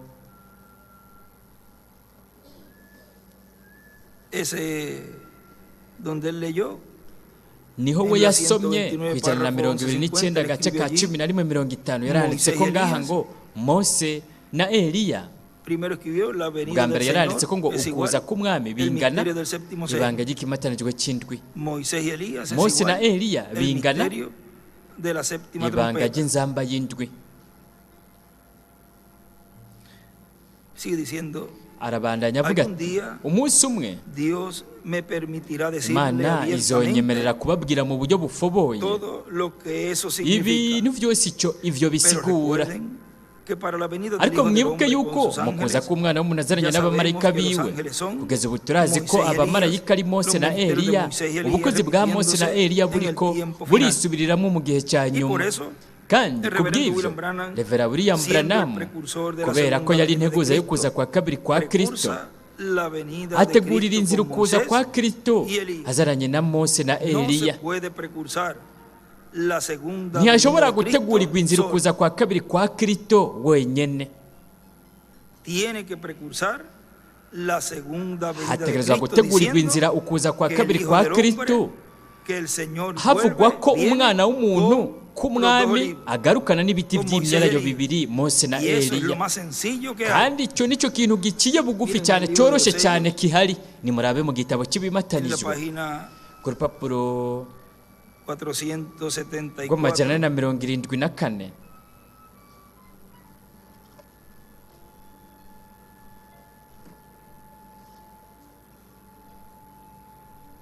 Dice, ahora si esas Haravuga otras hati, cosas cuadraron nimba perfectamente ibyo bindi con la bintu palabra byose byarahwanye neza n'ijambo 474 amajana arriba, na mirongo irindwi na kane entonces haruguru, esto también cuadra rero n'ibi nabyo nyene perfectamente con la palabra. birahura neza n'ijambo. Amigos, aquí Bagenzi estamos. banje, aha niho turi ku Ya iherezo. pronto el tiempo Vuba terminará cyane igihe y millones kizorangira perderán sus kandi vidas. amamiliyoni Millones que bazotakaza ahora ubuzima creen bwabo, estar salvos amamiliyoni ubu serán bibaza como ko la estopa bakijijwe para la bazocika edad ibishingwe atómica. mu gihe cya Estamos ruhonyanganda. viviendo en la última hora. Turiko turaba ku isaha Por ya la nyuma gracia del Dios kubw'ubuntu Todopoderoso, bw'Imana por su ishoboye ayuda byose, kubwo hacia su gufashwa pueblo, nayo ubwira que ifasha así abantu ellos se bayo. mantengan mirando hacia Ese bo adelante, bobandanya bahanze amaso esperando imbere, la próxima venida de barindiriye Cristo. ukuza kugiye Y él kuba dibuja kwa una piedra Kristo. angular Acacapura y ibuye escribe rikomeza imfuruka, con Moisés y akandika ko Elías. ngo hamwe na Mose na Eliya. Usted me pregunta, Mwe mwombaza hermano Branham, muti mwene ¿cuánto data tiempo Branham, falta? mbega hasigaye igihe kingana Quizá iki? falten 20 años, Kumbure hoba hasigaye quizás imyaka 50 200 años, canke hakaba o hasigaye aún imyaka 100 50 canke n'imyaka 100. yo no lo sé, Navyo nzi, pero quizás ariko kumbure también venga en la mañana. hari n'igihe yoza ejo mu gitondo. Y él escribe de Yaciye yandika Israel. ko ngo kuri Isirayeli, igitondo Oh, cya aún esta misma Isirayeli noche. canke muri iri joro nyene De los gentiles escribe. ry'abanyamahanga, niko aca yandikako. Yo no lo sé. Sindabizi, Y el que dice que lo sabe, kandi está uwovuga equivocado. ko No lo abizi sabrán. yoba Solo Dios yihenze, lo sabe. ntibazobimenya, Imana niyo ibizi. Ahora noten, es por Dios que yo les digo Rero la verdad. mumenye, ndababwiye Ya que ukuri estas cosas me son kubw'Imana, espiritualmente kuko ibintu discernidas, son ndabigenzura discernidas mu por el buryo Espíritu bw'impwemu, Santo. bigenzurwa na mpwemu yera, Cada cosa ha kandi ikintu identificado su cyose lugar en la cyarerekanye Biblia. ikibanza cyacu muri Ahora, el Bibiliya. gran secreto Rero bajo ibanga este rikomeye sello, riri muri iki yo no lo kimatanijwe ntaryo No nzi, lo conozco, naryo no nzi, lo pude descifrar. sinashoboye No pude kuritahura, captar lo que decía. sinashoboye kumva Escribe ibyavuzwe. otro idioma, Aca yandika ko ngo hari mu habla rundi el ruri séptimo sello. hari mu rundi rurimi, uko ni pero kimatanijwe yo kirwi sé kivuga. que eran los 7 truenos tronando Ati ariko ndazi ko yari rápidamente, imituragaro uno tras ndwi otro, iriko iraturagana haciendo n'ingoga na 7 n'ingoga, truenos. umwe inyuma y'uwundi, Y eso se imituragaro abrió ndwi hacia algo más. vyaciye vyuguruka bigana ku kindi kintu. Tercera dispensación, escribe allí. Yaciye yandika ko ngaha Hacia ngo algo ikiringo más. cya Y gatatu escribe Israel. vyugurutse bijya ku kindi kintu. Hacia Yaciye algo yandika más ko que ngo vi. Isirayeli, ikindi kintu naciye Cuando vi mbona. eso, Igihe nabona busqué la ivyo interpretación, me nararondeye pasó tan insiguro rápidamente yavyo, ariko que no pude vyandenganye descifrar. n'ingoga na n'ingoga ku buryo Eso es ntashoboye correcto. kuvyumva. Nivyo Todavía no es la hora. kugeza Escribe n'ubu iyo la saha hora cero. ntiragera. Aciye yandika ko ngo isaha y'ubusa, isaha y'igicuku, Todavía no es la hora para eso. isaha y'ivyo ntiragera. Escribe Israel. Aca yandika ko ngo Y escribe Isirayeli, la carpa. akandika ko ngo ihema. Pero está llegando a ese ciclo. Ariko turiko turashika muri iyo ntambuko. Escribe tercera Aca dispensación yandika ko ngo y la ikiringo piedra cya angular. gatatu n'ibuye rikomeza Está imfuruka. llegando cerca. Turiko turahegereza. Entonces lo que hay que hacer es recordar Rero icyo que les gukora estoy hablando no en el kwibuka nombre del ko Señor. ndiko ndababwira mu Estén izina ry'umwami, mube preparados, porque no mwiteguye, saben en kuko qué hora algo pueda ntimuzi isaha suceder. ikintu gishobora kubera Escribe ko. hora cero Yaranditse ko ngo isaha y y'igicuku también y'ubusa, escribe no lo pudo, kandi no lo yaranditse ko puede ngo interpretar. ntashobora kubitangira insiguro. Ahora algo pueda suceder y al final escribe en Aha otro avuga idioma. ngo ikintu kirashobora kuba, aca yandika ko ngo mu rundi Ahora rurimi. cuando esta cinta esté en Rero igihe iyi circulación, kaseti izoba iriko quizás sea irazunguruka un mu bantu, instrumento para correr kumbure a 10.000 kizoba de mis igikoresho amigos, gituma ibi bintu porque bishika van a ku decir, bagenzi banje "El hermano nk'ibihumbi." Branham está tratando Bazovuga de bati hacer mwene su data siervo Branham ariko o aragerageza profeta ante kwigira Dios. umukozi cyangwa Déjeme umuvugishwa decirle esto, w'Imana. hermanos, Reka eso ndababwire es iki un gran kintu error. bene data, iryo rizoba ari ikosa únicamente les rikomeye estoy cyane. diciendo lo que vi Jewe gusa ndiko y ndababwira las ibyo cosas que me han nabonye sido dichas. n'ibintu nabwiwe. Usted haga lo Mwebwe que guste. mukora ibibahimbaye, Yo no sé ibibanezereye. quién será, Sinzi uwazoba ari we, ni qué va a suceder. sinzi n'ikizoba icyo ari cyo. Yaciye yandikaho ngo Mose na Eliya, igitwikirizo cy'umubiri. Solamente sé Sinzi, que esos 7 truenos ariko ndazi ko contienen iyo el mituragaro misterio ndwi por cuya iri mu razón ibanga hubo ryatumye silencio haba en el agacerere mu ijuru. Escribe silencio Yaciye por media hora. yandika ko ngo agacerere Todos k'igihimba entienden? cy'isaha. Mbega mwese murabyumva? Quizás sea ahora el tiempo y la hora kumbura cuando iki aparezca coba ari esta cyo gran gihe persona n'isaha que aho hemos hagaragara estado wa esperando. muntu akomeye twagumye Quizás este turindiriye ministerio por el cual kumbura ubu he bukozi tratado de ubwo convertir a jewe la gente a la nakoresheje kugira ngo palabra ngarukane ha abantu servido ku de ijambo fundamento. bwoba bwarabaye Y urufatiro escribe Moisés yaciye yandika ko ngo y Elías, Mose na Eliya y acá escribe viene ngaha otro naho arandika profeta. ko ngo haraza uwundi muvugishwa Si así es, nimba entonces bimeze les uko estaré dejando rero para jewe siempre. ndotandukana No namwe habrá burundu dos aquí al babiri mismo ntibazobera ngaha Y aunque icyarimwe si fuera, hamwe bigenze uko él naho crecerá uwe y yo menguaré. azokuzwa nanjye ngigwe muto sé, pero sindabizi Dios me ha dado el privilegio ariko imana de yarampaye mirar amahirwe yo kwitegereza y ver no kubona lo que es. icyo Y ari cyo escribe en la yaciye carpa, yandika ko ngo Moisés, mu ihema mirad, Mose escribe en la carpa, kuraba y yaranditse ver ko lo ngo que mu es, escribe ihema Moisés. no kubona O sea, icyo ari cyo yaranditse ko un ngo profeta Mose ni dispensacional. ukuvuga umuvugishwa w'ikiringo lo kinini cual en el mensaje de hoy, ari byo mu butumwa Creo que bw'uyu la munsi página mwe 20. murondeye ku rupapuro rwa 200 allí dice que después aho haravuga ko aravuga ko de ese inyuma y'uwo no hay más ninguno. nta wundi n'umwe ahaba Dice el glorioso reino milenial aravuga de ati mu Cristo nganji estará y'ubwiza bajo la y'imyaka dispensación del igihumbi reino. hazoba ari mu Es la kiringo séptima cy'ubwami dispensación. aricyo Ve hasta kiringo dónde cy'indwi entra esa nimurabe dispensación del reino. aho icyo kiringo cy'ubwami Cubre todo el milenio. cyinjira kishyika Como el mu mensajero de la kihumbi séptima dispensación, nk'intumwa que es el y'ikiringo ángel del cy'indwi Señor ari we Jesucristo. mumarayika w'umwami Ese es yesu el kirisito profeta uwo de la séptima n'umuvugishwa dispensación. n'imana w'ikiringo cy'indwi Ese es el profeta de la uwo dispensación del n'umuvugishwa reino. w'ikiringo cy'ubwami Un profeta mayor. umuvugishwa n'imana Eres el mukuru último profeta we que n'umuvugishwa Dios tendrá. wa nyuma imana De izoba ahí en ifise adelante, guhera ngaho no ukabandanya tendremos profetas. ntizogira uwundi Porque muvugishwa con ese último kuko kuri es uwo que wa nyuma regresaremos todos aho niho a la casa twese de nuestro tuzosubira Padre mu rugo kwa celestial. data wacu mu ijuru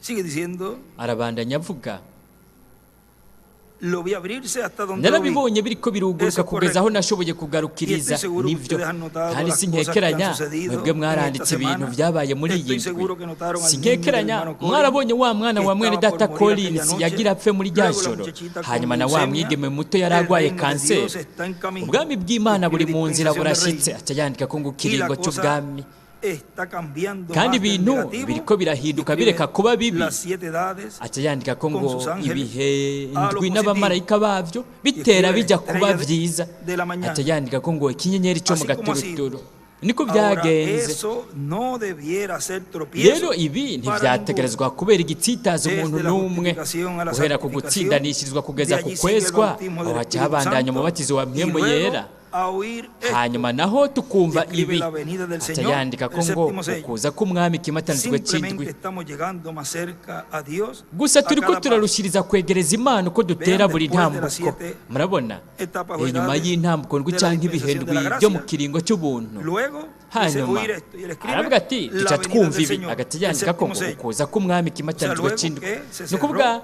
hamaze la puerta mu de la nyuma hamaze dispensación de la gracia, kugagwa lo próximo es urugi rw'ikiringo la cy'ubuntu dispensación del igice reino gikurikira con ni la ikiringo venida del cy'ubwami no kuza k'umwami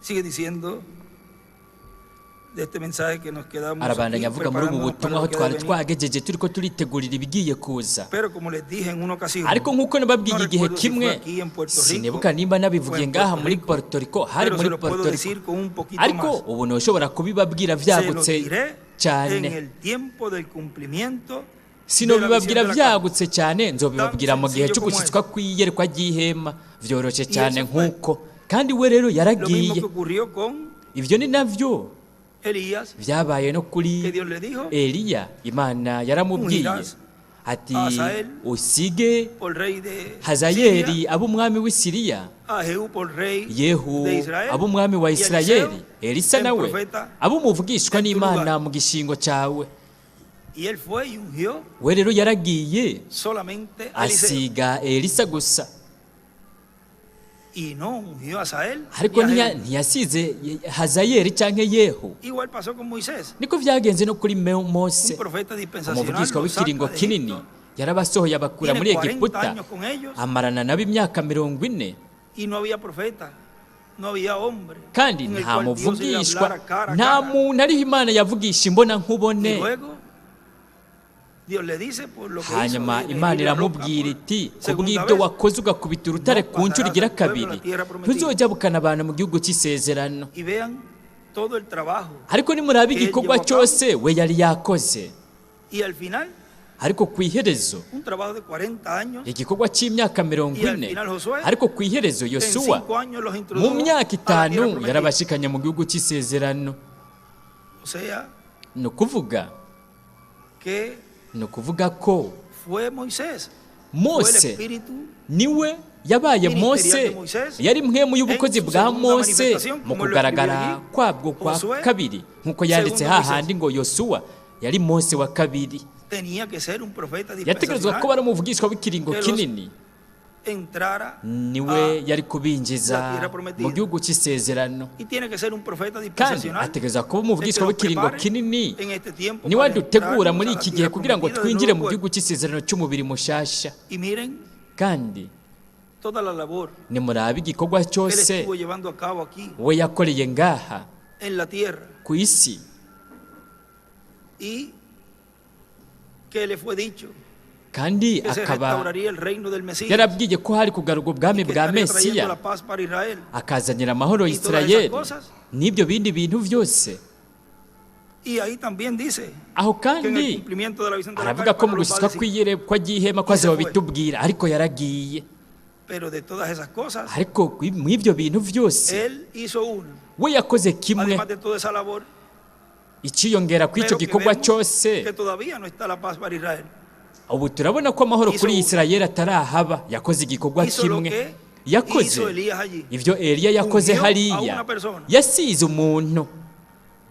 Todo lo demás Ibindi lo hará byose esa otra persona. bizokorwa n'uwo Tan wundi muntu. sencillo como es. Byoroshye cyane nk'uko, Y vean cómo se va a ir abriendo, kandi murabona cómo se ingene está abriendo.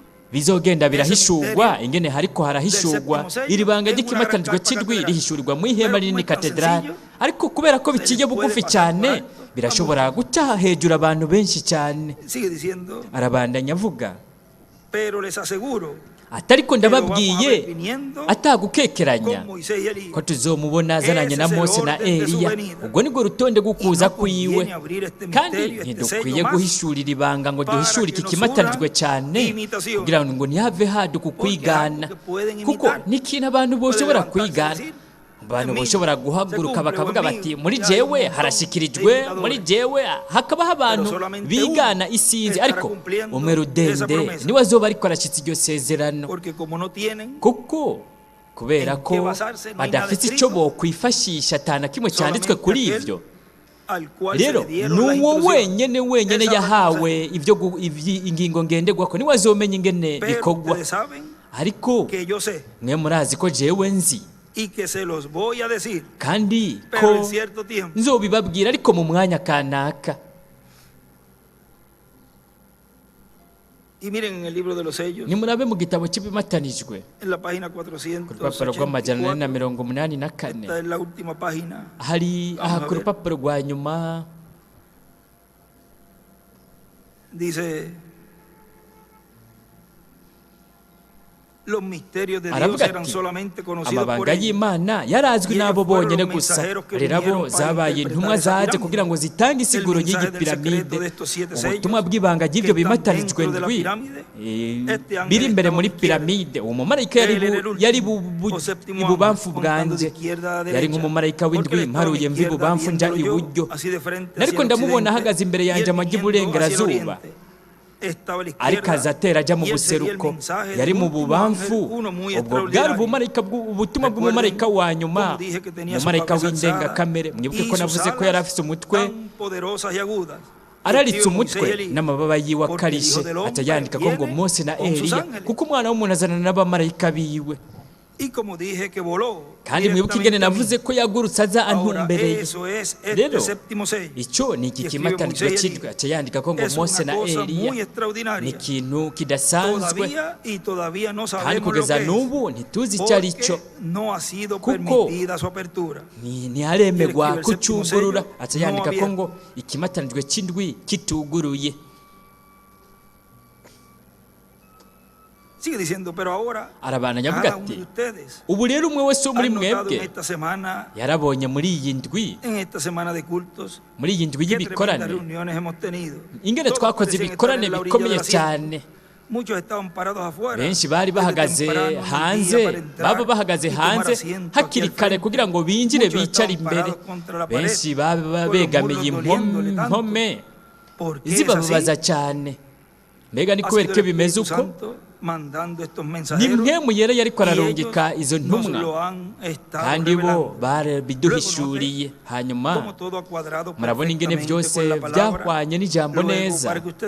Hanyuma kugira ngo mwebwe mumenye ko ivyo ari ukuri, we yarabitubwiye imbere y'igihe, hari hasigaye nk'amezi 2 imbere y'uko biba. Aho n'igihe yigisha ubutumwa bwitwa ngo mbega mugenzi, kicoba arico gihe mu 62 ku mpera y'uwo mwaka. Naragiye iburengerazuba, nta na kimwe narinzi. Hanyuma ngarukana izi nsiguro nk'uko yazimpaye. Mwibuke, we nta na kimwe yambwiye mwiyerekwa igihe yanduza. Yaranditse ko ngo abamarayika 7 barahishuye. Aha nahaca yandika ko ngo nta na kimwe yambwiye mu gicu c'abamarayika mwiyerekwa. Agacerere nk'ak'igihimba cy'isaha, niko yanditse ko acacapura kw'inyenyeri ya Dawidi. Jewe naratinya gupfa canke gupfira mu guturika, ariko ibyo ntibyari gushobora kuba. Insiguro zaje nk'uko nari ndabikeneye, kandi uko niko vyagenze mu kumba. Nazitanze nk'uko yazimpaye. Rero murabibona bagenzi banje, amayerekwa ntiyigera areka gushitswa, buri gihe abatunganye. Iyerekwa hanyuma naho ijambo n'akahise k'ibihe by'ishengero byose biregeranirijwe hamwe mu buryo butunganye. Ndashobora kubivuga nk'uko ndabitahura, kandi nshingiye ku ijambo ry'Imana, nkavuga yuko iyerekwa, uguhishurirwa n'insiguro z'ivyo niko umwami agize. Yaciye yandika ko ngaha ngo impwemu ya Eliya bingana impwemu wa Kristo. Arandika ko kandi ngo nimba ari ukuri, igihe kigeze Imana izokwerekana ko ariko.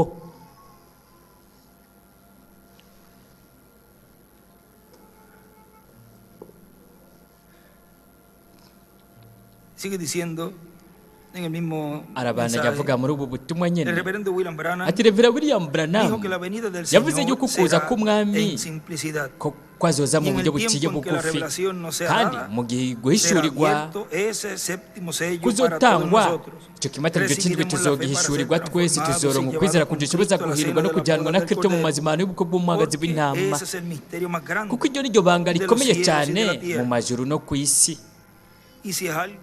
Kandi nimba ari ikintu kizohishurwa cyari kuzokwigishwa, nticyoshobora kuba kiri mu kindi kibanza na kimwe.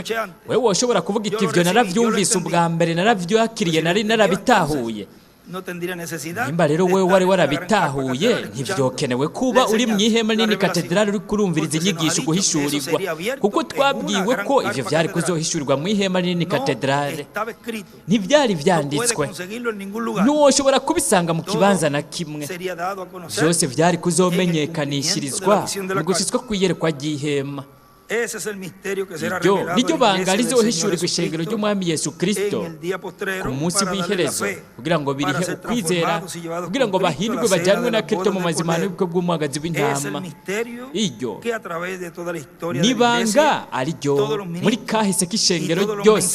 Abakozi b'Imana bose n'intumwa z'ibihe bitandukanye by'ishengero barifuje kurimenya, ariko iryo banga rizomenyesha ishengero ryiwe muri kino gihe cya nyuma, mu ntabwo y'igihe cy'ubuye rikomeza imfuruka, mu gushyitswa kwiyerekwa ry'ihema.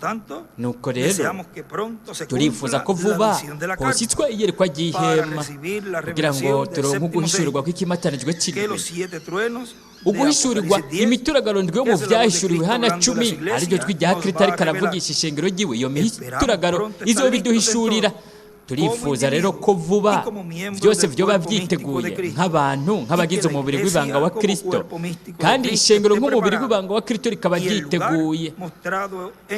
N'ikibanza nacyo cyerekanwe mu iyerekwa rya Reverend William Branham kikaba giteguye kugira ngo gukwegwa kwa gatatu uko avuga ko guheze kugaragare kutuzanira imigisha ikomeye ivuye ku Mana. Nuko rero turiko turitegurira ibigiye kuza, turiko turitegurira ukuza k'Umwana w'umuntu azanye n'abamarayika biwe,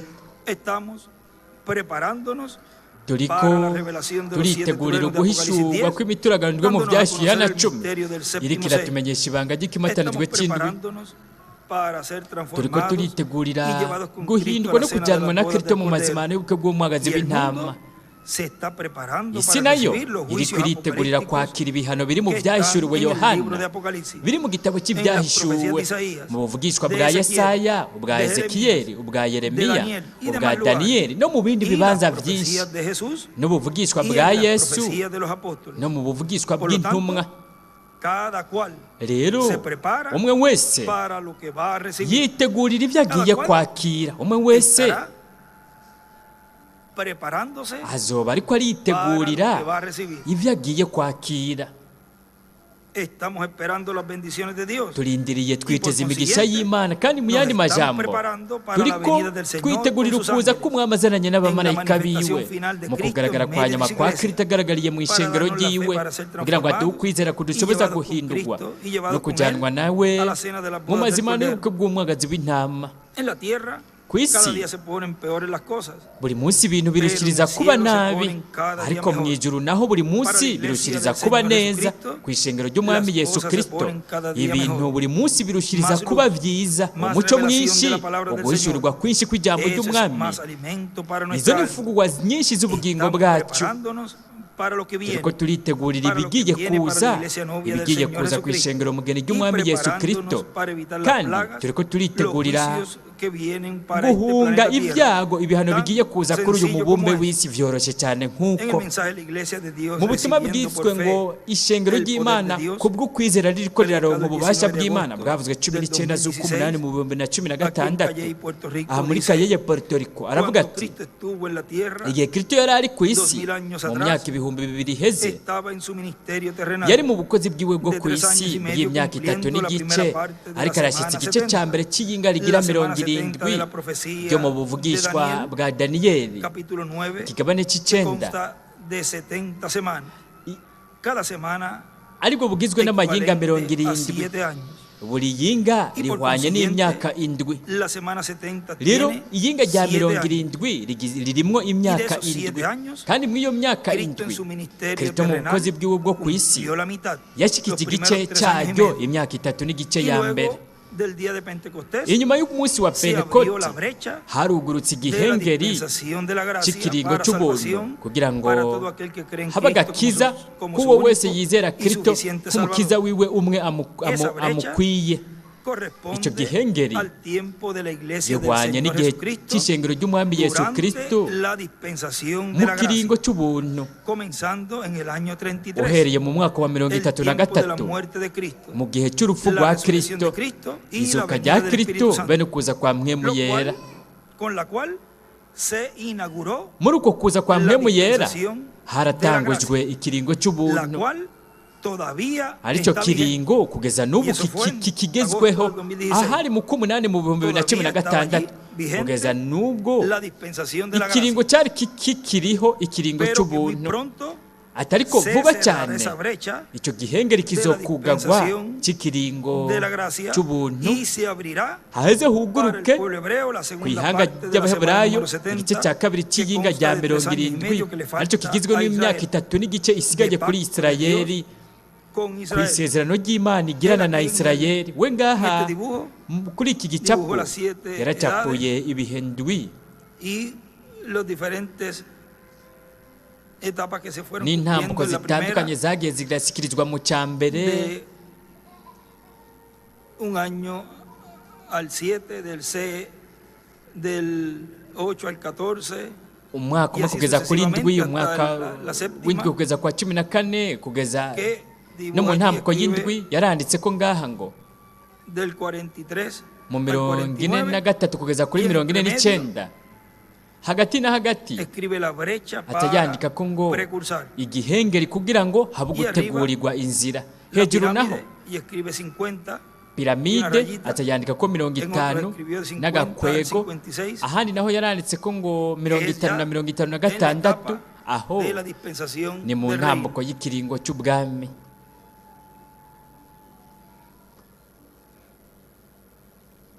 En el mensaje Almas mu Encarceladas butumwa bwiswe ngo ubugingo bwugaraniye mu nos ibohero dice: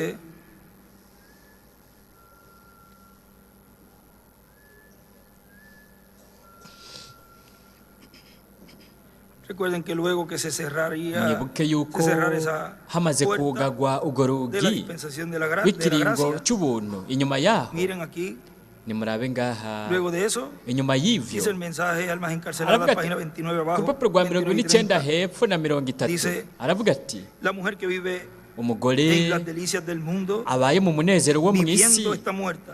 aba yarapfuye Eso es lo ariko que dijo el ariho profeta San Pablo. ivyo nivyo umuvugishwa La Pawulo mujer que yavuze vive en esta condición umugore mundana, abayeho mientras nk'uko vive, nk'uwo mu isi está ya muerta. aba ariho ariko Si ella yarapfuye rechaza la kandi we misericordia, yanse imbabazi puede cruzar la línea de arashobora no separación, kurenga y entonces umurongo ya no habrá lugar agatandukanywa nta kibanza ciwe coba Entonces, kikihari ¿a dónde estarán con mbega sus ojos none pintados y azojahe su cabello n'amaso yiwe cortado? asizwe ko Es amarangi que ella n'umushatsi cruzado wiwe la línea umoye y we no hay aba manera yamaze de kurenga volver. umurongo kandi nta Tiene buryo que bwo haber un gusubira inyuma misterio buba que le bukihari predique. hazotegereza Y kubaho escribe Moisés y Elías. ubukozi bubabwira ubutumwa cyandika ngo Mose na Eliya Pero recuerden, ariko mwibuke para ese tiempo mw'ico gihe ya todo habrá cesado. vyose bizoba vyahagaze O sea, ya ni habrá ukuvuga cesado. hazoba hamaze guhagarara redención, la ubucunguzi ukuvugira abantu Es una cosa horrenda. ni ikintu kibabaje cyane Habrá un ministerio que hazobaho mostrará ubukozi grandes maravillas. buzokwerekana ibitangaza Y escribe bikomeye Moisés y Elías. yaranditse ko ngo Mose na O él Eliya así lo dijo. yoweri uko niko Pero yabivuze no habrá tiempo ariko para nta la mwanya redención. wo gucungurwa uzoba O sea, para ukihari la ni intercesión. ukuvuga kugira ngo abantu bingingirwe bavugirwe Ya la dispensación de la gracia ikiringo habrá cy'ubuntu terminado ahí. kizoba cyarangiriye Todo ngaho entonces es terminado. aho byose biba birangiye Porque el Cordero kuko ya umwagazi habrá w'intama tomado su azoba libro yamaze gufata igitabo ciwe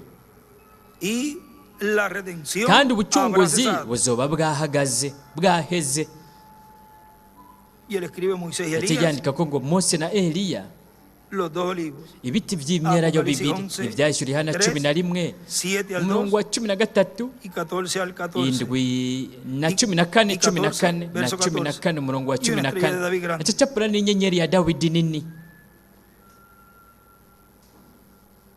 Y también escribe, kandi habrá un arandika ko ministerio ngo que hará hazobaho grandes ubukozi maravillas para buzokora los judíos. ibitangaza bikomeye ku bayuda Sigue diciendo la página arabana 30, yavuga ku rupapuro rwa 30 porque el Cordero ya habrá tomado kuko su umwagazi libro w'intama y azoba la yakiriye redención igitabo habrá ciwe cesado. ubucunguzi buzoba Jesús bwahagaze predicó y fue yesu rechazado. yaravuze ubutumwa arankwa Luego prosiguió hacia hanyuma aquellos que yarakomeje estaban ajya encarcelados kuri y no bamwe podían bari mu ibohero arrepentirse. batari bagishoboye Ya no había kwihana tiempo para nta la mwanya salvación. wari ukihari w'agakiza Ese mismo ministerio ubukozi nk'ubwo nyene tendrá que repetirse. buzotegerezwa Y escribe kwisubiramo Moisés y Elías. aca yandikaho ngo Mose Y na arriba, Eliya el ministerio hejuru de naho Moisés akandika ko y ngo Elías. ubukozi bwa Eliya na ¿Qué tal Mose mbega si eso gute pudiese ser la tercera hamwe etapa uko kuba a los que yari están ugukwegwa kwa perdidos gatatu eternamente? kuba ku bamaze ¿Qué tal kuzimira si ibihe así es? bidashira ¿Qué tal si así fuera? gute hamwe bigenze Ojalá gutyo que no sea. ese bitoba Recuerden que bityo la tercera etapa es mwibuke ko para gukwegwa las kwa vírgenes gatatu prudentes, kuba ku nkumi para z'ubwenge las durmientes ku nkumi y para los zisinziriye perdidos. no ku bamaze Y para los kuzimira 144,000. no ku bihumbi 144 nabo Cada uno va a escuchar, umwe wese azokumviriza porque es para todos los grupos. kuko ku migwi Y yose cada uno va a recibir y va a kandi umwe prepararse wese para lo que va azokwakira a obtener. azokwitegurira ibyo agiye kuronka todos van a escuchar. ariko bose bazokumviriza Eso téngalo por seguro, que ivyo todos mubimenye están neza escuchando. ko bose Todos los bariko grupos barumviriza están escuchando. imigwi yose iriko irumviriza ¿Qué tal si así fuera? mbega gute hamwe bigenze Ojalá uko que no sea. ese bitoba Pero bityo que si es, ariko gute hamwe Piénselo bigenze bien uko por un momento. nimuvyiyumvire ko ¿Qué neza tal si akanya así es? gatoya mbega Dios, gute no lo hamwe bigenze permitas. uko mana ntuvyemere Yo tengo hijos. kuko ndafise abana pero sí parece ariko estar muy cerca. biraboneka ko umenga biri hafi biregereje cyane Y sigue diciendo aquí en el arabana nyavuga mensaje, ngaha mu butumwa el año nuevo, umwaka mushasha predicado el 1 de enero del bwavuzwe imwe y'ukwa mbere 2017, mu bihumbi na cumi n'indwi En Cayey, Puerto muri Rico, Kayeye aquí en Puerto Cayey, Rico dice- aha muri Kayeye aravuga ati ya él ahí había regresado. aha we yari No, todavía es yagarutse el 1 de enero, el ahari próximo que vamos a imwe leer. y'ukwa mbere Dice, n'ubundi tuza gusoma icyo gihe fue en ese año ahari muri uyu que él se mwaka fue por primera vez. aho yari yagiye ku nshuro ya mbere Dice, pronto. aravuga ati Estamos leyendo ese mensaje de 1 de enero del 2017. imwe y'ukwa mbere mu Pronto 2017 yaravuze ati vuba hagiye kugabwa ikiringo cy'ubuntu Todavía estaba abierto. ni ukuvuga aho cyari Cuando el último kicuguruye escogido entra a formar uwatoranijwe parte wa del nyuma cuerpo niyinjira místico de akaba Cristo, uwugize umubiri w'ibanga wa recibiéndolo como su kristo Salvador, akamwakira y nk'umukiza después todo el wiwe programa de Dios en la hanyuma tierra umugambi w'imana wose pasará ku para el isi pueblo hebreo uzoca en el wimukira ku cumplimiento ihanga de la fiesta de ry'abaheburayo las mu trompetas. gushyitswa k'umunsi mukuru w'inzamba tanto, nuko rero estemos preparados tube en twiteguye este tiempo, muri iki porque gihe de un momento a kuko otro mu mwanya uwo se ari wo cierra wose la puerta de la dispensación de la hagiye gracia. kugagwa urugi rw'ikiringo De un cy'ubuntu momento a otro termina la mu fiesta mwanya uwo de ari wo wose Pentecostés. hagiye kurangira umunsi Y mukuru lo wa que habrá pentekote kandi será la venida del Señor ibizoca biba como león de kuzoba la ari tribu de kuza Judá. k'umwami ari nk'intare yo mu Vean lo que muryango va wa yuda a venir después. nimurabe ibyari guca biza Que se cierre esa puerta. inyuma hamaze kugagwa urwo rugi Y lo que habrá será la kandi venida bizoca del biba Señor como kuzoba león de kuza la tribu de k'umwami aje Judá, nk'intare yo mu como rey de muryango wa reyes y yuda señor de k'umwami señores, w'abami n'ubuganza y como baganza la estrella kandi aje resplandeciente de la nk'ikinyenyeri mañana. cy'ibibatsi cyo mu gaturuturu Y será kandi de bendición bizoba para todos los creyentes en iby'umugisha Cristo. ku bizera kristo bose Pero para los que ariko rechazaron la salvación, ku banse será agakiza de tristeza, bizoba ibintu porque ya habrá by'umubabaro terminado el tiempo de kuko la hazoba misericordia harangiye de igihe Dios, cy'imbabazi y z'imana tendrán que enfrentarse kandi rero al tiempo en que el bazotegerezwa Señor guca estará bahangana n'igihe como juez aho umwami azoba hari nk'umucamanza kandi ari de toda la nk'umwami tierra w'isi para yose juzgar la raza humana, kugira ngo acire urubanza las ibiremwa naciones, abantu los individuos. amahanga n'abantu ku giti cyabo Estamos en tiempos proféticos, turi mu gihe cy'ubuvugishwa siendo cumplidos kiriko estos tiempos proféticos. hariko harashyitswe ibyo bihe by'ubuvugishwa Y en el libro no mu gitabo Por amor a los escogidos, cyiswe ngo kubw'urukundo abatoranijwe bakunzwe que está aquí en la página aha ku rupapuro 51 y rwa 52, 51 na 52 después aha que él rero hari inyuma regresó. we yamaze kugaruka Vean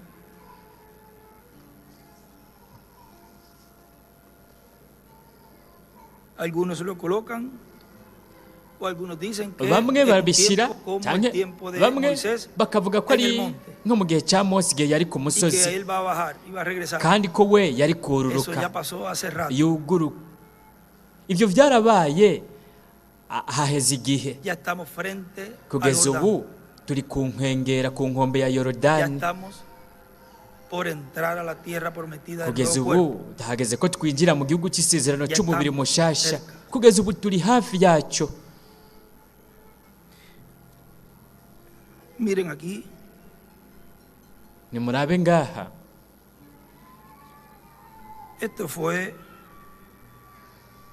aha hari del mensaje mu butumwa el enviado del Padre, atumwe na data y fue el 15 de diciembre zari del 15 z'ukwa 2017, 12 mu 2017 hari kuwa gatanu aquí en Calley. ngaha muri kayeye Mire lo que dice allí. nimurabe icyo avuga ngaha Dice, por lo tanto, aravuga ati nuko rero ¿Dónde vamos a buscar mbega ni hehe al enviado de Dios? tworonderera Para el watumwe n'imana ku en la munsi casa de w'iherezo Dios. ni mu nzu Es la y'imana iglesia del Señor ariryo shengero Jesucristo. ry'umwami yesu kirisito Ahí es que encontrarán, aho niho verán el muzobonera cumplimiento de la venida del Mesías muzobonera ugushyitswa para ko el kuza tiempo kwa final. mesiya mu gihe cya nyuma Para los gentiles, ku banyamahanga lo que es para la iglesia la segunda venida de Cristo es para los ukuza kwa judíos kabiri kwa kristo ku la ishengero ku venida, la bayuda manifestación nabo de los dos no olivos, kuza no kugaragara kw'ibiti la by'imyelayo manifestación de bibiri Elías por quinta kugaragara ocasión kwa eliya ku nshuro en su igira quinto gatanu mu ministerio bukozi bwiwe bwa y el gatanu segundo ministerio de Moisés n'ubukozi bwa kabiri bwa para el mose pueblo de Dios, ku para ihanga los judíos, ry'imana ku bayuda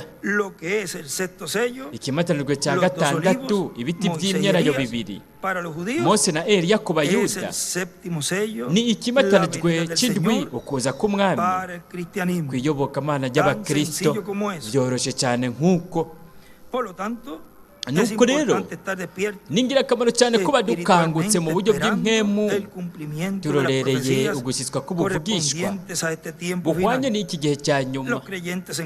Abizera Kristo bategerezwa kuba bari maso bagavye, kuko ibanga ryo kuza kwa kabiri kwa Kristo rigiye guhishurwa ku mugaragaro mu mwanya kanaka. Aho rero imbabazi zizorangira, kuko hacahugagwa urugu rw'imbabazi z'Imana mu kiringo cy'ubuntu, kandi hazokuguruka urugi rw'ikiringo cy'ubwami, hazoca hinjira abayuda bo mu ihanga ry'Abaheburayo 12,000 byo muri miryango yo mu bana ba Isirayeli. Rero tube tugavye amaso yacu yo mu buryo bw'impwema ahumuye neza, kuko vuba hagiye guhishurwa ibanga ryo kuza kwa kabiri kwa Kristo kw'iyobokamana ry'Abakristo, n'ibanga ryo kuza k'ubukozi bwa Eliya na Mose ku Bayuda.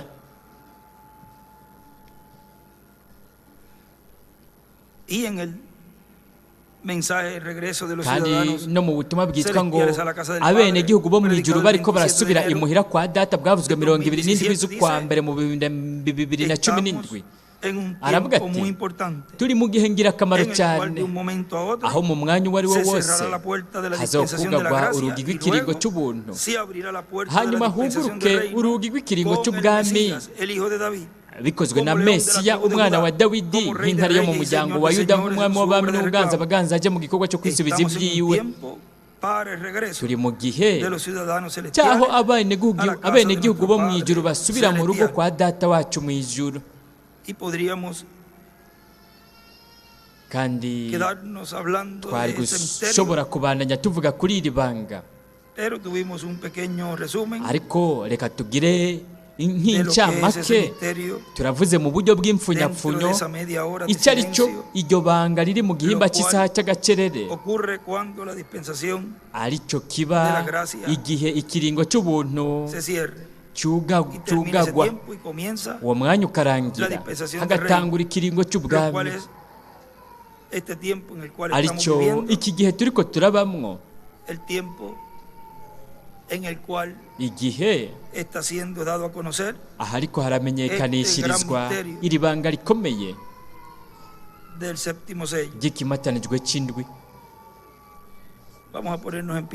Reka duhaguruke ndabinginze, duheze twakire mu iki kigwa dufite cy'uyu munsi, ibanga ry'igihimba cy'isaha cy'agacerere mu ijuru.